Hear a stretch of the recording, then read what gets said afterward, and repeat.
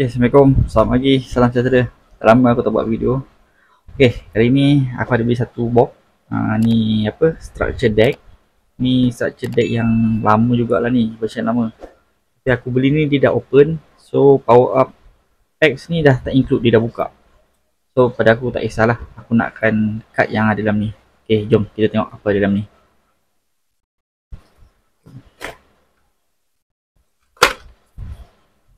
So dalam kotak ni apa ada? Okay, kosong. Okay, dia ada card macam ni. Ni apa ni?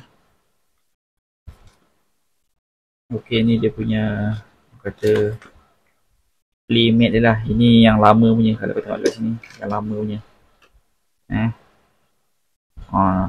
Ini yang lama punya ni. Box dia, so dia tak ada yang atas ni, tak ada. Tak ada, tak apa. Ni kita tolak tepi. Okay, kita tengok kat dalam ni. Okay, Bismillahirrahmanirrahim. Ini kat yang kat depan sekali.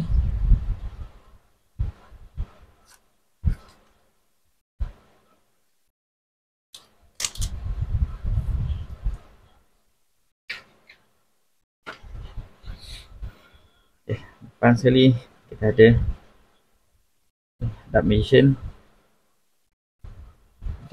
Girl. Ni agak tebal sikit ni. Dark Magician Girl, Magician of the Illusion.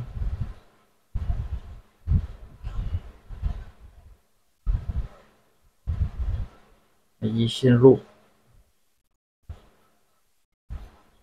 Root. Magician Soul. Apprentice Illusion Magician.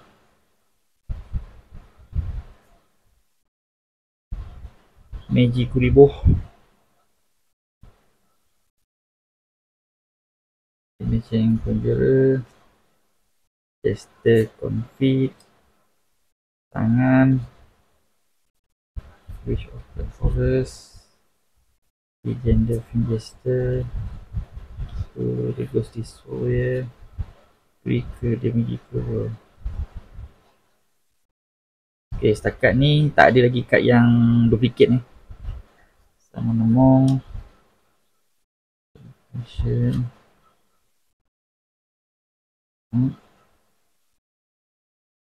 Keeper of Dragon Magic. Mana Dragon Zenithron. Magical Dimension. Circle. Magic. And then Sorcerer. Skill of Magic. Monster Reborn. Tengok Monster Reborn ni, version asal-asal punya dulu. Organization. Wonder One. Substitute. Of Secret. Of Knowledge. Chain Deployment. Eternal. Oh, cantik ni. Eternal Soul. Tengok. Navigation. Combination. Fallen Judgment. Magic Cylinder. Amulet Dragon.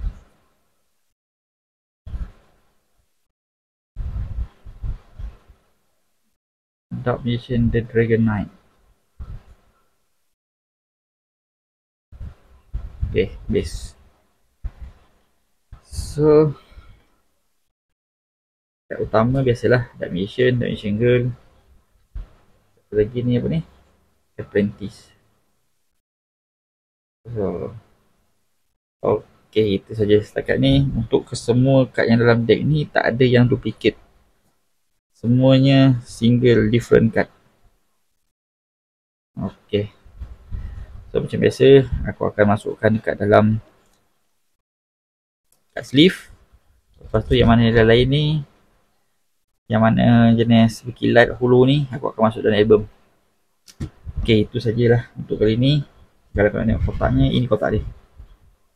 Ini version English version lah, English version. Ikutkan dia ada power up packs included ni, tapi lah aku beli dengan seller yang dah buka. Dia kata memang dia mention tak ada power up, mungkin dia dah ambil. So aku dapat kat dia sajalah. Pada aku is okay lah, harga je diturunkan. Ok, itu saja untuk video kali ni. Terima kasih kerana setia menonton. Terima kasih. Peace yo.